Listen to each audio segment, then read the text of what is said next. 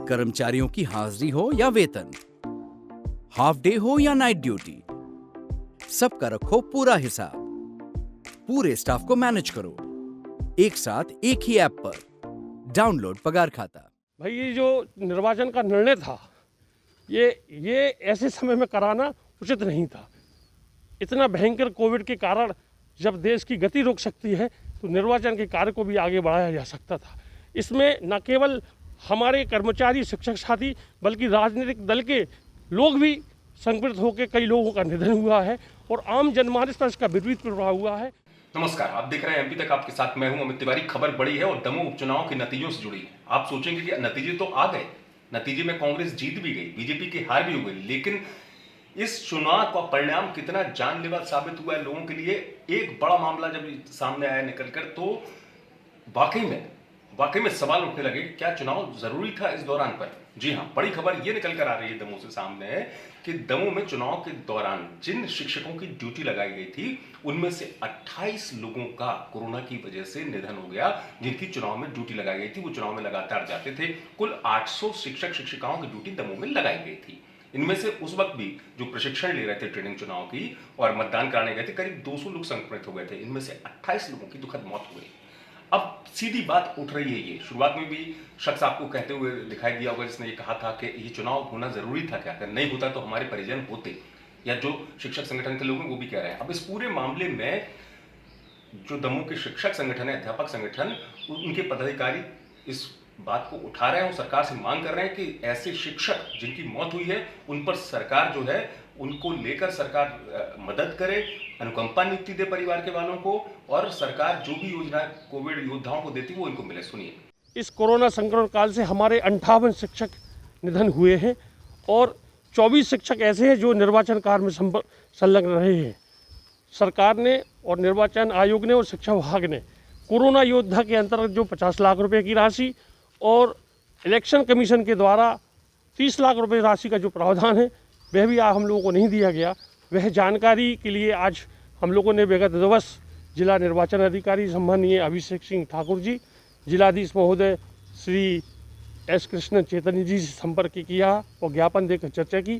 तब कहीं जाकर हम लोगों की जानकारी बुलवाई जा रही है और ऐसे समय में हमारे जो निधन हुए शिक्षक हैं उनके परिजन और उनके बच्चे असहाय हो गए हैं और घूम रहे हैं, दर दर भटक रहे हैं। उनका सुनने वाला कोई नहीं है। उनको अभी तक कोई भी अनुग्रह राशि जो मिलनी चाहिए वो अभी तक प्राप्त नहीं हुई है।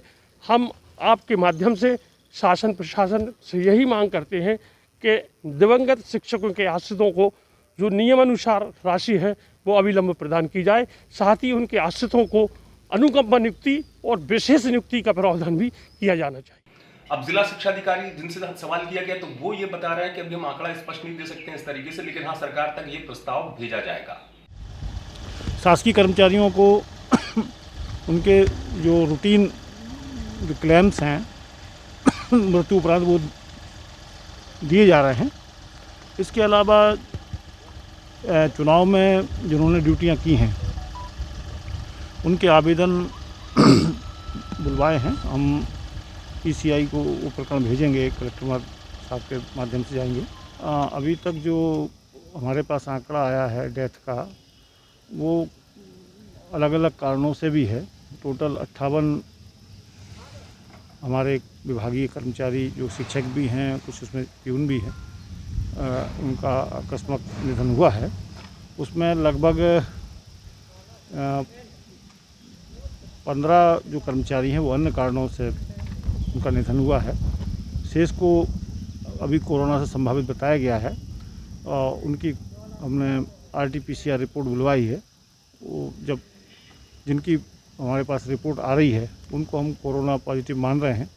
अभी जिनके बारे में अभी कोई डॉक्यूमेंटेशन नहीं आया है वो अभी संभावित में है।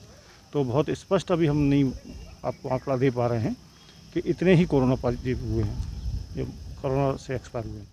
परिजनों की अगर आप बात करेंगे तो परिजन जो है वो खुद कह रहे हैं कि चुनाव की वजह से ये सारी स्थितियां बन गई जिससे उन्हें अपने परिजन को खोना पड़ा।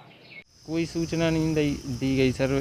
सर हैं एक आरिफ सर, तो इन्होंने बस बताया कि बेटा हम लोग आपके साथ हैं और जो बन पड़ेगा हम लोग मतलब हिम्मत नहीं हारना, करेंगे आपकी मदद।